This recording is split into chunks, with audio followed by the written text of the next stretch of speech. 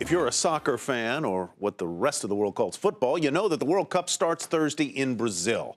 But what was supposed to be a crowning moment for South America's largest economy is turning out to be a very costly embarrassment. Adding to the troubles, allegations of bribery at FIFA, the international body that governs the World Cup. Despite the stumbles, though, some investors think this could be a good time to invest in Brazil. Michelle Caruso Cabrera has more. Riot police used tear gas against striking metro workers today in Brazil's largest city, São Paulo. The unionized workers demanded higher pay and blasted the billions spent by the country on the World Cup. It's just the latest headache for the Brazilian government as the games get started this week, with some stadiums unfinished and nearly all of them untested.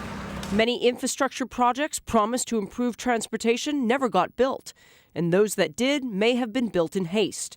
Late last month, heavy rain led to the roof collapse at a new airport constructed in the northern part of the country. The games were supposed to provide an economic boost to Brazil and create jobs.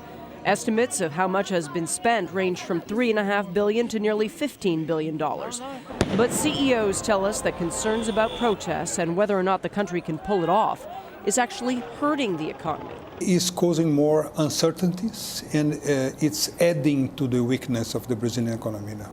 The CEO of a huge Brazilian travel company says they will get the expected number of visitors, but it's not going to be gangbusters. People think that the airports will be a mess, and on the end of the day, the airports will be empty.